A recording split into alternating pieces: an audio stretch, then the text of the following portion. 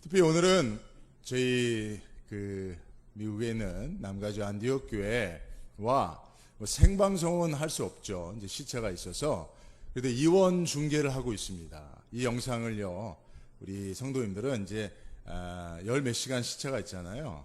그 후에 제 영상을, 이 예배 영상을 통해서 지금 미국은 한국은 좀 완화가 됐습니다만은 함께 모여서 예배할 수 없어요. 그래서 온라인으로 벌써부터 이제 예배를 드리고 있습니다. 그래서 제가 영상을 이렇게 보내드리면 또 우리 성도님들이 그 영상을 받아서 지금 드리는 이 예배, 이 설교를 또 이제 시차가 좀 있는 후에 미국의 주일날 11시에 예배를 함께 드리게 됩니다. 그러니까 여러분 지금 우리는 이 세계적인 예배를 드리고 있는 거예요. 미국과 함께 여러분들 글로벌한 예배를 드리고 있다는 생각을 가지시고 오늘 특별히 더 큰 자부심으로 예배에 임해 주시면 좋겠습니다. 할렐루야. 예. 오늘은 축복의 유통 또는 이제 축복의 유통자라고 하는 그런 제목으로 말씀을 전하려고 하는데요. 먼저 잠시 하나 이야기를 해드리겠습니다. 어느 마을에 여관을 운영하는 여관 주인이 있었어요. 근데 그렇게 한적한 곳이라 손님이 많지 않습니다.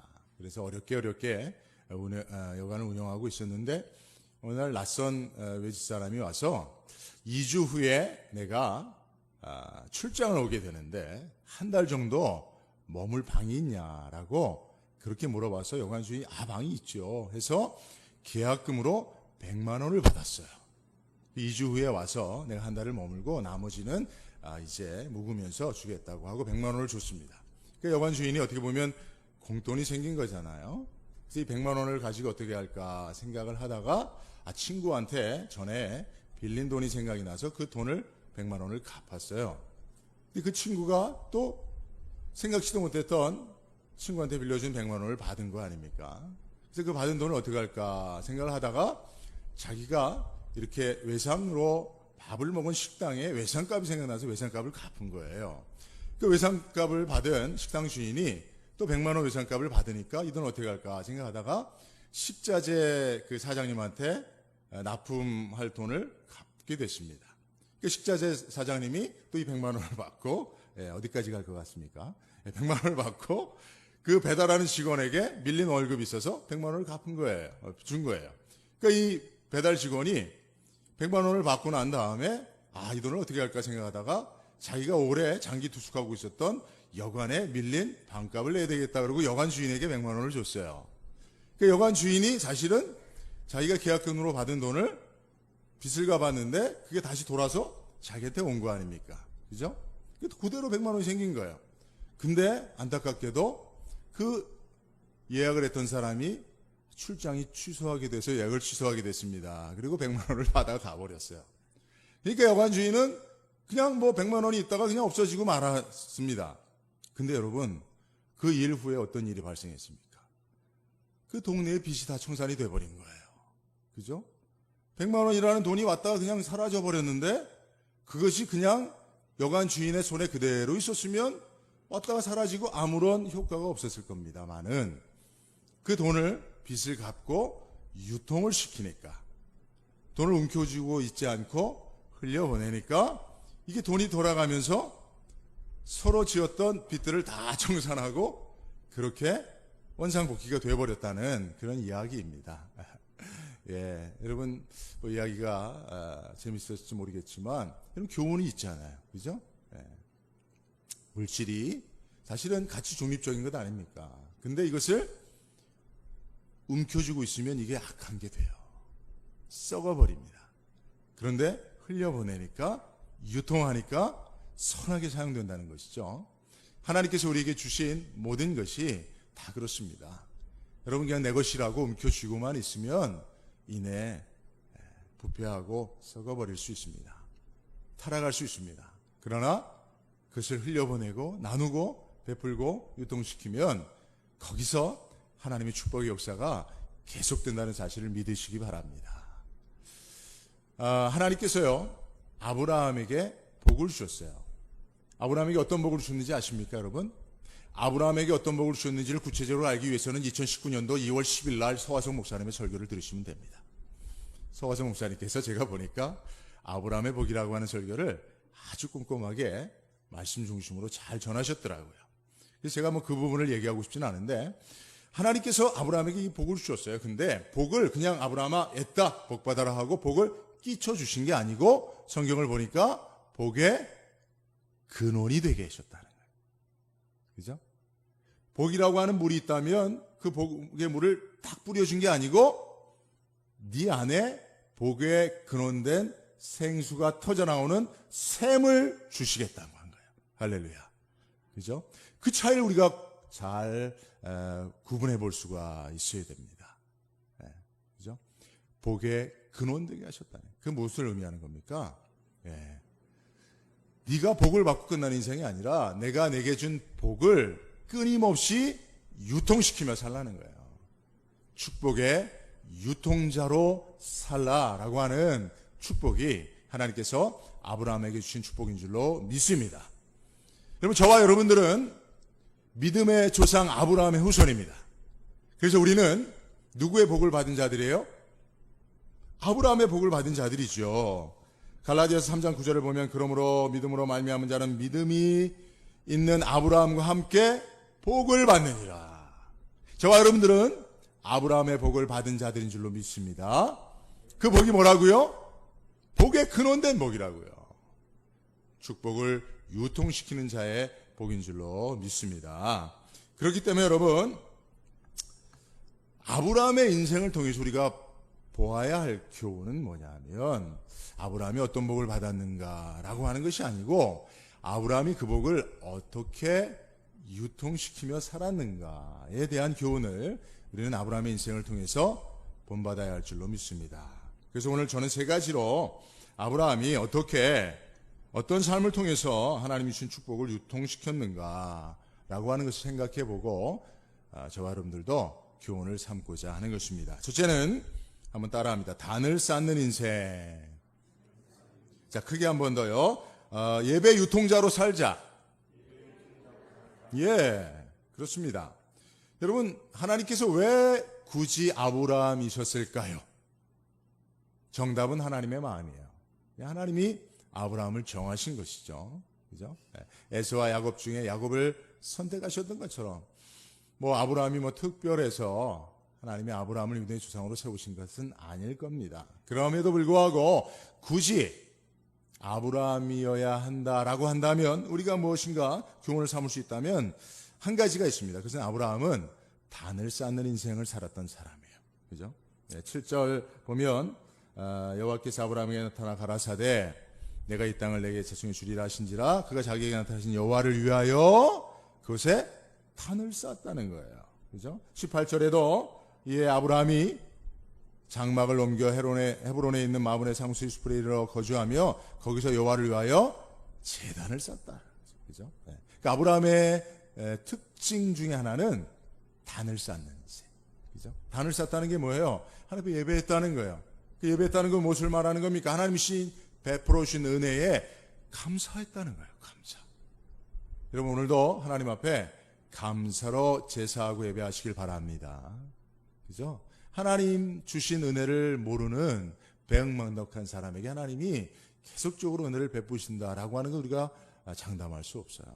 그러나 작은 은혜라도 감사하면 하나님께서, 그죠? 은혜 베푸신 하나님께서 기뻐하시지 않겠습니까? 그래서 더 큰 은혜를 주시지 않겠는가? 우리는 그렇게 생각해 볼 수 있는 것인데, 아브라함이 이와 같이 하나님이 은혜를 베풀어 주셨을 때 단을 쌓고 예배를 드렸어요. 제사를 드렸어요. 근데 이 말씀에 우리가 주목해 보실 게, 누구를 위하여 단을 쌓았어요? 여호와를 위하여 단을 쌓고 여호와를 위하여 제단을 쌓았더라라고 말씀하고 있는데요. 실제로 아브라함이 하나님을 위하여 예배하고 제사했다고 했지만, 실제로 여러분, 하나님을 위한 제사, 하나님을 위한 예배는 어떤 예배입니까? 창세기 15장 9절을 보면 하나님께서 나를 위하여 네가 단을 쌓고 예배하려면 이렇게 해라 라고 말씀하시는 부분이 있어요. 그래서 여러분, 우리가 오늘도 나를 위한 예배 드리는 거 아니잖아요. 누구를 위하여 예배합니까? 하나님 위하여 예배한다면 하나님이 기뻐하시는 예배는 무엇인가? 라고 하는 걸 생각해야 되는데, 창세기 15장 9절을 보면 여호와께서 그에게 이르시되 나를 위하여 3년 된 암소와 3년 된 암염소와 3년 된 순양과 산비둘과 쥐비둘과 새끼를 가져올지니라. 그러니까 오늘 벌써 본문의 말씀 보면 하나님께서 나를 위하여 제물을 좀 준비하여 제사를 드리면 그게 나를 위하여 단을 쌓는 것이다 라고 말씀하시는 겁니다. 그죠? 그래서 여러분, 우리가 하나님을 위하여 제사하고 예배할 때는 하나님이 기뻐하시는 제물이 무엇인지를 알고 그것을 준비해야 합니다. 여러분, 오늘 여러분들은 하나님을 위하여 무엇을 준비하셨습니까? 그것이 없으면 우리가 하나님을 위하여 제사한다고 하지만 정작 하나님을 기쁘시게 할 만한 것이 준비되어 있지 못한 거예요. 그래서 오늘 본문의 말씀 속에서도 하나님이 하나님을 위하여 준비하라 하시는 것들이 있다는 사실을 기억해야 됩니다. 자, 그러면 그것이 무엇인가 우리가 구체적으로 볼 때에 실제로 아브라함의 인생 속에서 보면 창세기 22장 8절을 보면 그것이 무엇인지를 알 수 있습니다. 아브라함이 이르되 내 아들아 번제할 어린 양은 하나님이 자기를 위하여 친히 준비하시라 하고 두 사람이 함께 나아가서라고 말씀하고 있죠. 자, 여러분, 이 말씀 여러분들 잘 아시는 여호와 이레의 말씀인데요. 여러분, 하나님께서 자기를 위한 예물을 누가 준비한답니까? 하나님을 위한 예물은 누가 준비해요? 하나님이 준비하신다. 여러분이 주목해야 됩니다. 여러분, 여호와 이레라는 말씀이 하나님이 나를 위하여, 내 필요를 위하여, 내가 무엇인가 간절하게 갖고 싶어하는 그것을 위하여 하나님이 뭔가를 준비한다 라고 여호와 이레를 생각하고 있는 경우가 많습니다만 사실은 그렇지 않아요. 여호와 이레는 하나님이 하나님을 위하여 하나님의 것을 친히 준비하신다는 말씀이에요. 그게 여호와 이레입니다. 그러니까 여러분, 사실은 아브라함이 하나님을 기쁘시게 하기 위해서 자기 아들을 희생할 필요가 없었어요. 하나님을 위한 하나님께 드려지는 제물은 여호와 이레, 하나님이 친히 준비하시는 겁니다. 그렇다면 하나님이 아브라함에게 요구하셨던 게 뭐예요? 하나님을 위한 하나님의 제물은 하나님이 친히 준비하니 너는 네가 생각하는 가장 소중한 것을 내게 주면 좋겠다는 겁니다. 그러므로 여러분, 우리가 하나님을 위한 예배를 드리기 위해 우리가 하나님을 위해 준비할 것은 하나님의 영광은 하나님이 취하십니다. 우리가 하나님을 더 영광되게 하게도 더 영광되게도 할 수가 없어요. 다만 아브라함의 삶을 통하여 받는 교훈은 하나님의 것은 하나님이 준비하시는 나는 하나님을 위하여 나의 가장 소중한 것을 드려 예배해야 되겠다라고 그런 믿음을 가지고 나가는 거예요. 하나님이 그 아브라함의 믿음을 보시고 내가 이제야 나를 경외하는 줄을 알겠노라 라고 인정해 주신 줄로 믿습니다. 그러면 여러분, 오늘도 하나님을 기쁘시게 하는 예배를 드리기 위해서는, 하나님을 위한 제사를 드리기 위해서는 여러분의 가장 소중한 것을 준비하여 나왔어야 되는 거예요. 사람마다 다 다를 수 있습니다. 그죠? 어떤 과부에게는 그가 가지고 있는 동전 2개가 그에게 가장 소중한 것이었어요. 그죠? 그것을 드렸을 때 예수님께서 하나님을 최고로 기쁘시게 하고 영광되게 한 예배라고 말씀해 주신, 가장 많은 것을 드렸다고 말씀하신 것이 그런 의미입니다. 여러분, 예배할 때마다 이 말씀을 꼭 기억하셔서 정말 하나님을 위한 예배를 드린다면, 여러분, 이전에 아브라함은 그냥 하나님을 위하여 단을 쌓았지만 실제로 하나님을 위하여 무엇을 준비하는지를 몰랐습니다. 그러나 그 신앙의 과정을 통해서 하나님께서 그것을 가르쳐 주셨고, 결국은 그 모리아 산에서의 그 제사를 통해서 나의 가장 소중한 것을 드리는 것이 하나님을 위하여 단을 쌓는 거구나 라고 하는 것을 깨달았다는 것입니다. 제가 그 코로나를 통해서 얻는 교훈 중에 하나가 뭐냐면, 제가 이제 한 보름도 전에 한국에 들어왔습니다.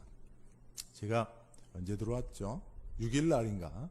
5월 4일 날 미국에서 출발해서 6일 날 도착했어요. 그리고 공항에서 바로 격리 장소로 가서 2주를 머물고 21일 날 그렇게 이제 자가격리가 끝나고 나왔습니다.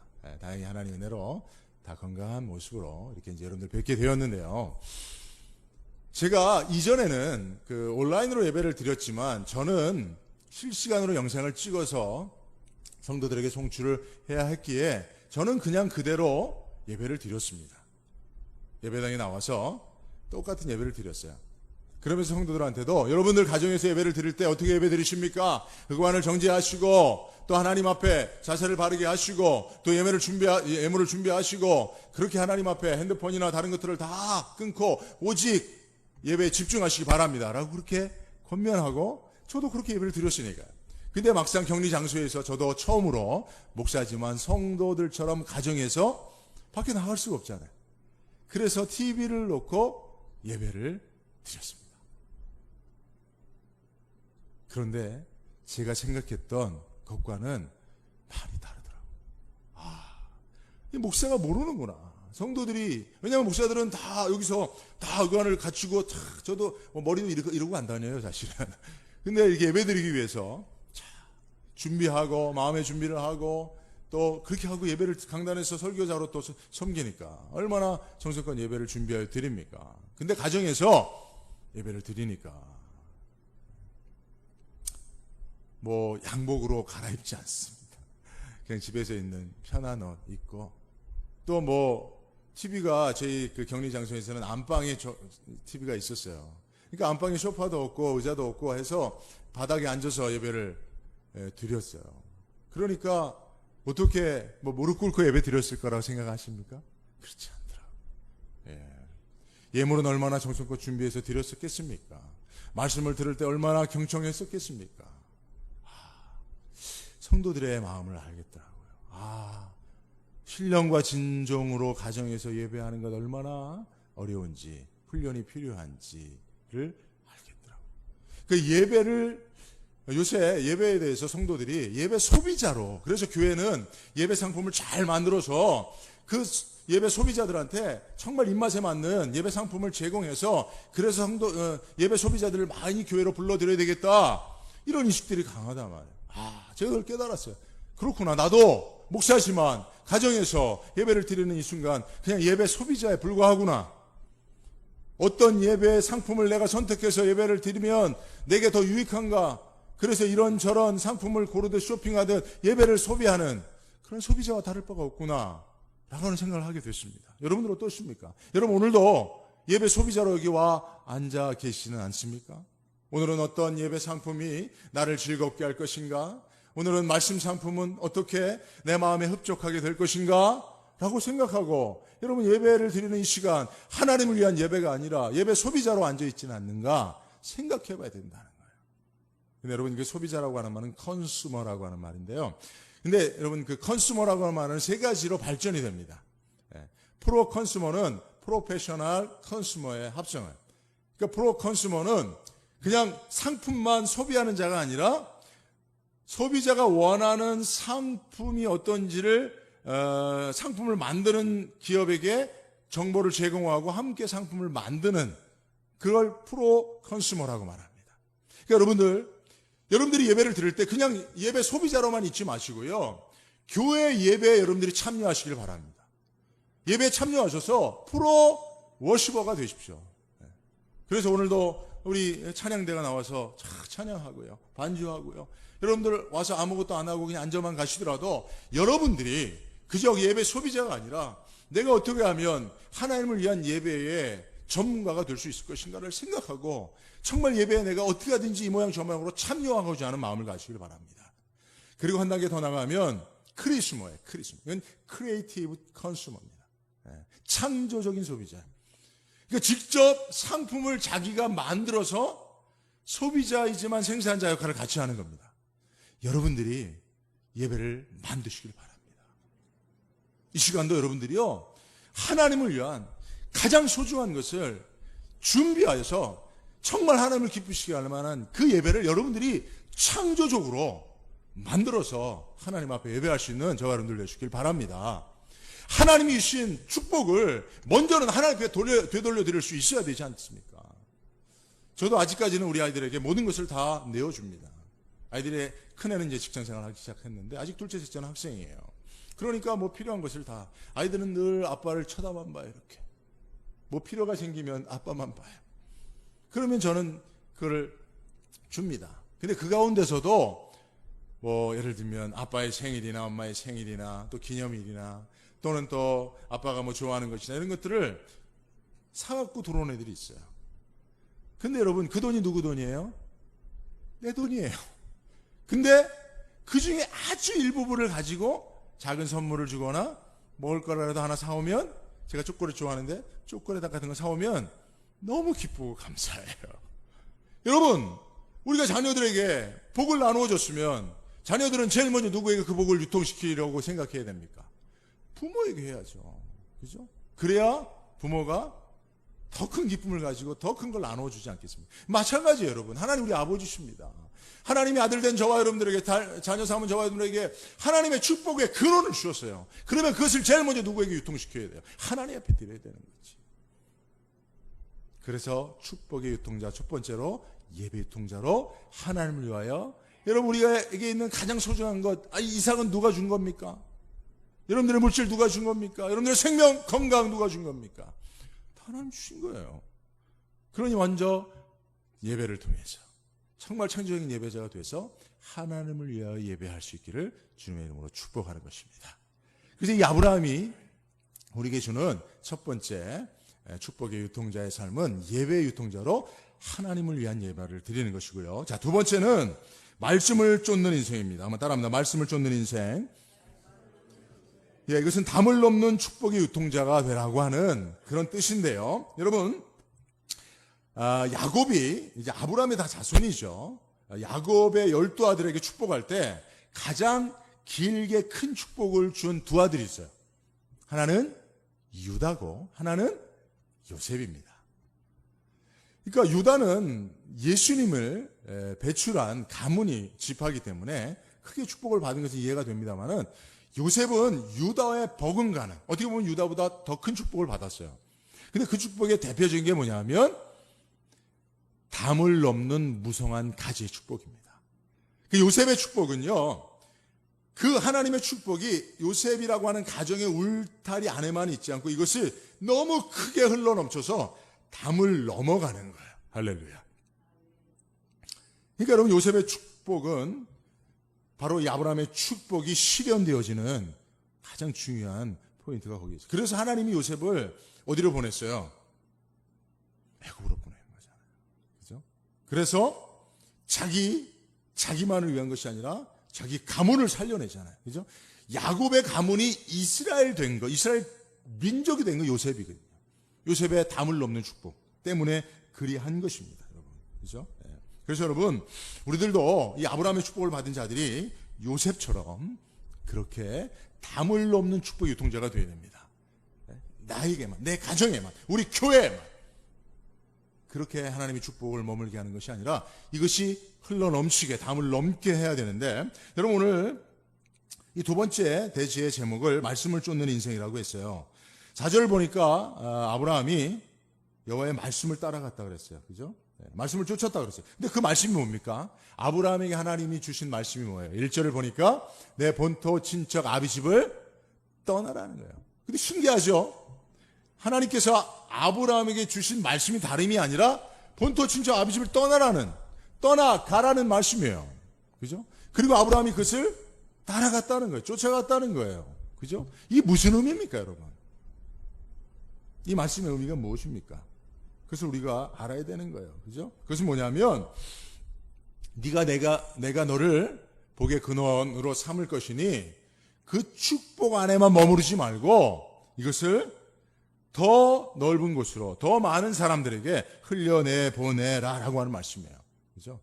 그래서 여러분, 아브라함에게 주신 말씀, 그 말씀은 단편적인 말씀이 아니라 아브라함이 앞으로 살아가야 될 인생의 방향성, 그 방식, 그 웨이를 말하는 것인데, 그것은 무엇이냐? 네가 나의 말씀을 쫓아간다는 것은 바로 요셉처럼 담을 넘는 축복의 가지가 되어서 그 축복을 흘려 보내야 된다라고 하는 말씀이에요. 이것을 우리가 어떻게 할 수 있냐면, 여러분, 4절을 보면 이 아브라함이 여호와의 말씀을 따라갔고 롯도 그와 함께 갔으며 아브라함이 하란을 떠날 때에 75세였다 그랬어요. 그죠?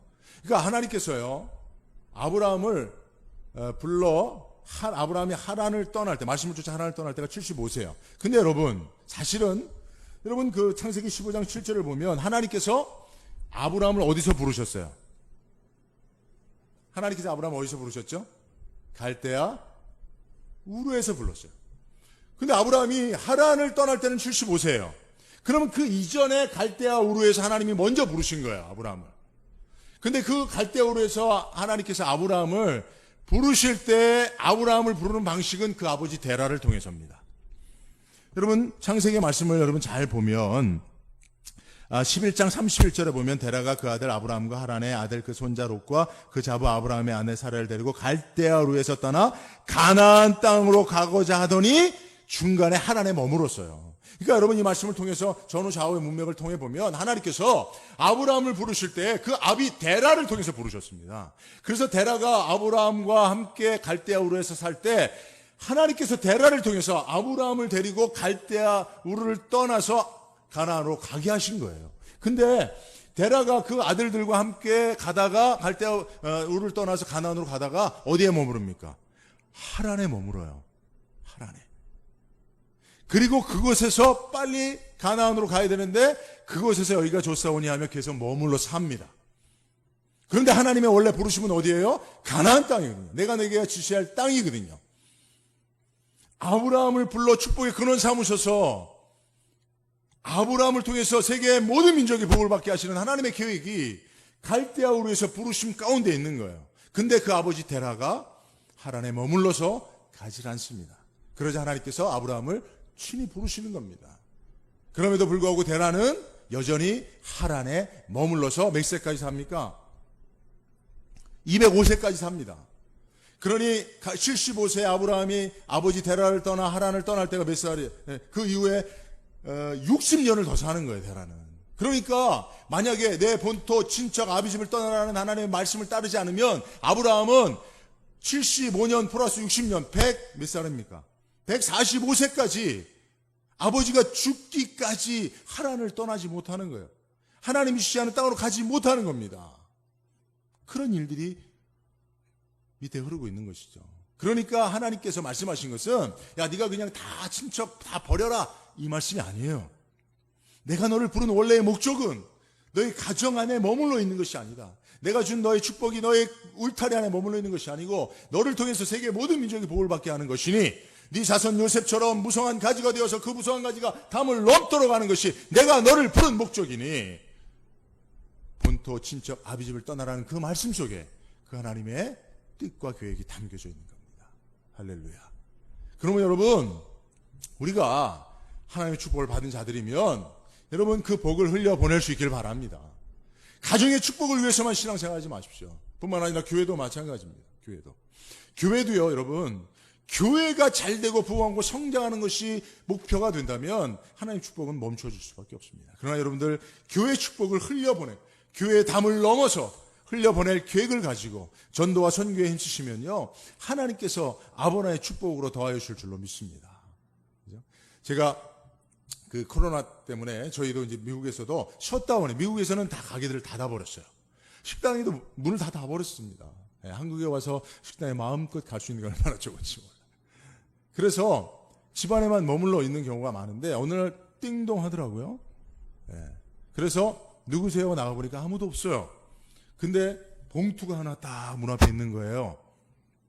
이게 뭐지 하고 들어와 보니까 휴지, 두루마리 휴지 2개. 그리고 마스크. 그리고 또 물. 그리고 간식. 당시 여러분 미국에서 휴지가 동이 나버렸어요. 마트에 휴지가 하나도 없었어요.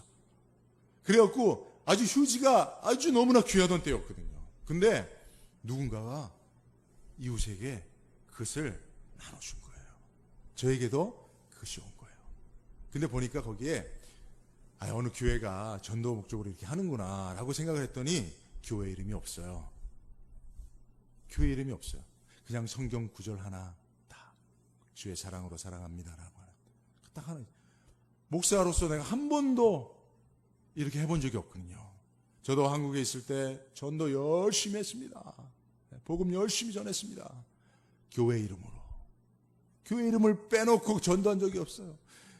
제가 뭐 황금마차라고 하는 그 전도용품도 만들어왔고요. 여러분 그 황금마차 아시죠? 군대 다녀오신 분들은 알 겁니다. 전방에 PX가 없어요. 그러면 황금마차라고 하는 PX차가 오면 막 전방에 있는 부대원들이 막 너무나 행복해하죠. 저도 그런 걸 차용해서 복음 실은 황금마차 해갖고 그 리어카를 황금색으로 칠해서 거기다가 뭐 음료수니 뭐 간식이니 전도진이 담아갖고 끌고 다니면서 전도했어요. 열심히. 근데 다 교회 이름을 왜? 우리 교회 오도록 하는 게 전도의 목적이니까. 우리 교회 와서 우리 교회에서 헌신하고 우리 교회가 성장해서 우리 교회가 부흥하고 발전하는 게 전도의 목적이었으니까 솔직히. 한 번도 교회 이름을 빼놓고 목사 이름을 빼놓고 전도한 적이 없어요. 근데 제가 그걸 받았고 너무나 감동이 되고 자책이 됐어요. 내가 이 하나님 주신 축복을 흘려보내기보다는 어떻게 하든지 더 끌어들이려고만 했구나. 여러분 코로나 때 어떻게 보면 이 마귀의 역사는요 교회와 세상을 단절시키려고 하고 있습니다. 그러나 여러분 우리는 어떻게 해야 됩니까? 더 강력하게 나가야 할 줄로 믿습니다. 오히려 정말 축복을 마음껏 흘려보내십시오. 하나님께서 여러분들에게 담을 넘는 무성한 가지의 축복, 그 아브라함의 축복, 요셉의 축복을 주셨으니 복에 근원 되게 하셨으니 여러분 이것을 흘려보내시고 여러분들이 축복의 유통자로 여러분들이 축복이 가정이 아니라 담을 넘어갈 수 있도록 그렇게 할 수 있기를 바랍니다. 저희 교회가 개척을 하고 교회를 건축하게 되었을 때에 교회를 건축할 수 있는 하나님의 축복을 어떻게 하나님이 주셨는지를 저는 지금도 제가 어디 가든지 얘기는 꼭 합니다. 제가 개척하고 상가에서 교회를 하고 있었을 때 제 동기 목사가 여전히 상가에서 목회를 하고 있었어요. 부흥회를 한다고 해서 갔습니다. 근데 부흥 강사가 교회 건축을 위해서 작정 헌금을 하라고 그러더라고요. 우리 교회가 아닌데 내가 그 작정을 해야 되나 말아야 되나 그런데 성령께서 작정하라고 하시더라고요. 너도 같은 상가에서 목회하는 목사로서 작정을. 그래서 제가 정말 거금을 작정을 했어요. 그리고 헌금을 했습니다. 우리 누구 교회를 위해서? 그 교회를 위해서. 그 교회가 교회 성전을 잘 줬어요. 그리고 나서 우리 교회는 어떻게 됐을까요? 여러분. 제가 그걸 정말 뼈저리게 느낍니다. 여러분, 우리가 나누어 빈 공간이 생겼을 때 거기에 하나님께서 나눈 것에 100배로 채우시는 줄로 믿습니다. 축복을 흘려보내어 비록 그 빈 공간이 생겼다면 하나님께서 그것을 책임진다는 사실을 믿으시기 바랍니다. 그러면 여러분 우리가 가정의 축복을 하나님부터 충분히 받는 비결은 뭡니까? 가정의 축복을 담을 흘려 내보내는 거예요. 이웃에게 축복을 흘려보내는 거예요. 여러분 우리 성화교회가 하나님의 큰 은혜와 축복을 받은 줄로 믿습니다. 그러나 더 큰 은혜와 축복의 예비하심으로 하나님 앞에 공급을 받으려면 어떻게 해야 됩니까? 여러분들이 받은 축복을 빨리 내보내야 됩니다. 지역사회에게 흘려보내야 됩니다. 어떻게 하든지 자꾸 모여서 우리 교회에 모이게 해서 축복을 끌어들여서가 아니라 그것을 흘려보내는 자들이 될 수 있기를 바랍니다. 그것이 아브라함에게 하나님 주시는 축복이요. 그 말씀을 쫓아 살았던 그 아브라함의 인생이 그것을 우리에게 가르쳐주고 있는 것입니다. 자, 세 번째 말씀드립니다. 세 번째는 기근의 때에 진가를 발휘하는 인생. 한번 따라합니다. 시작. 기근의 때에 진가를 발휘하는 인생입니다. 기근의 현장으로 가라는 것이죠. 여러분 10절 말씀을 보니까 그 땅에 기근이 찾아왔습니다. 하나님이 복의 근원 삼으신 아브라함이 사는 그 땅에도 기근은 찾아온다는 사실을 기억하시길 바랍니다. 그런데 하나님께서 그 기근을 허락하신 이유가 있어요. 왜요? 뭐 때문에 그 땅에 아브라함을 그 땅으로 보내주셔서 왜 그 땅에 기근을 보내시고 허락하시는 것입니까? 아브라함이 그 기근을 만났을 때 어떻게 했어요? 그 하나님 뜻을 깨닫지 못하니까 어떻게 했어요? 애굽으로 도망갔습니다. 여러분 지금 코로나라고 하는 그 기근이 재난이 찾아왔습니다. 어떻게 해야 되겠습니까, 여러분? 왜 하나님께서 이 땅에 이것을 허락하셨을까요? 여러분들이 이리저리 코로나를 피해서 내가 이번 코로나에 잡히지 않고 끝까지 살아남아야지 하고 이리저리 도망다니며 그렇게 교회도 살아가도록 하신 걸까요? 애굽이 그 코로나를 피할 수 있는 곳이라면 그곳으로 가야 하는 것이 하나님의 뜻일까요? 아니에요. 아브라함의 인생 가운데 특별히 소돔과 고모라에 대한 하나님의 심판에 앞서 하나님께서 아브라함을 찾아가신 그 장면을 보면 우리가 알 수가 있습니다. 창세기 18장 17, 18절을 보면 여호와께서 이르시되 내가 하려는 것을 아브라함에게 숨기겠느냐? 아브라함은 강대한 나라가 되고 천하 만민은 그로 말미암아 복을 받게 될 것이냐 아니냐라고 하나님께서 소돔과 고모라를 하나님께서 심판하시기 전에 아브라함을 찾아가 내가 하려는 일을 너에게 숨기지 않겠노라. 내가 너를 천하 만민에게 복을 끼치는 복의 근으로 삼았다라는 말씀을 하고 계세요. 다시 한번. 무엇을 말하는 겁니까? 아브라함으로부터 기도를 듣기를 원하신 거예요, 하나님이. 그래서 이 말씀을 하시고 하나님께서 아브라함을 찾아가서 무슨 말씀합니까? 아브라함이 하나님에게 무엇을 얘기합니까? 기도하기 시작한다니까요. 뭐라고 기도합니까? 하나님 50명, 의인 50명만 있으면 하나님 그 재앙을 멈추시겠습니까? 그래, 아브라함이 생각하고 50명은 너무 많아. 45명이면 어떻게 되겠습니까? 그래, 아브라함아, 그래. 45명도 해주시지 뭐. 하나님 3세번입니다. 3세번. 40명이면 어떻게 40명. 그래. 알았다. 40명. 하나님 3세번이 아니라 한 번만 더. 그렇게 해서 몇 번이나 했는지 아세요? 아브라함이 하나님 앞에 어떻게 보면 이 협상을 하는데 몇 번이나 협상 조건을 바꾼 줄 아십니까? 6번 무려. 50명, 45명, 40명, 30명, 20명, 10명. 그런데 더 놀라운 것은요. 하나님께서 10명 더 그 이하로는 안 된다. 너 10명까지 너 50명에서 10명까지 왔으니까 이제 다 된 거야. 10명 이하로는 이렇게 말씀하지 않았다는 거예요. 만약에 아브라함이 한 명이라도 라고 하나님 앞에 기도했다면 하나님이 소돔과 고모라를 구원하셨을 겁니다. 왜냐하면 예레미야 5장 1절에 보면 예레미야 선지자에게 하나님께서 예루살렘 성을 다니며 한 사람이라도 내가 찾는 그 의인을 한 사람 만나면 예루살렘 성을 구원하겠다고 약속하셨거든요. 사실은 여러분 아브라함이 그렇게 기도했어야 돼요. 하나님 소돔과 고모라 성에 의인이 한 명이 없을지라도 하나님 나를 보시고 내가 소돔과 고모라 성을 위해서 기도하겠습니다. 내가 소돔과 고모라 성을 변화시키겠습니다. 하나님 나를 축복의 근으로 삼아 주셨으니 내가 그곳에 가서 내 조카 롯을 변화시키고 소돔과 고모라를 변화시키고 하나님의 재앙이 아닌 축복을 받는 땅으로 변화시키겠습니다. 그것이 나를 이곳으로 보내신 하나님의 뜻이 아닙니까? 하나님 이렇게 기도했다면 하나님은 아브라함 한 사람 때문에 소돔과 고모라를 멸하지 않으셨을 겁니다. 하나님이 무슨 아브라함하고 협상하려고 딜하려고 가신 겁니까? 50명은 안 되고 10명은 괜찮은 것입니까? 아니에요. 하나님께서 아브라함을 찾아가 말씀하시기 대화를 나누시잖아요. 그 말씀을 저나 마미는 그로 말미암아 복을 받게 될 것이 아니냐.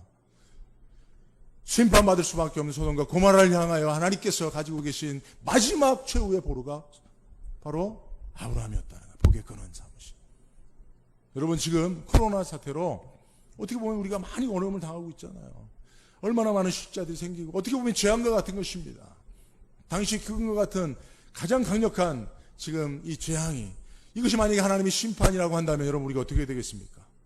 하나님 누구를 바라보고 계시겠습니까? 하나님 오늘날 누구를 찾아오셔서 이 말씀을 말씀하시겠습니까? 만약 여러분들을 찾아오신다면 여러분들 아브라함처럼 기도하시길 바랍니다. 여러분 기도하십시오. 인천성화교회가 기도하는 교회가 되시길 바랍니다. 코로나로 인하여 여러분들 아브라함의 축복을 받은 자로 그 축복을 흘려보내고 하나님 이 땅을 고쳐 주옵소서. 우리 성화교회 아브라함의 축복을 받은 복에 근원된 자들을 기도를 들으시고 하나님 이 땅을 고쳐 주십시오. 이 연수구를 고쳐주세요.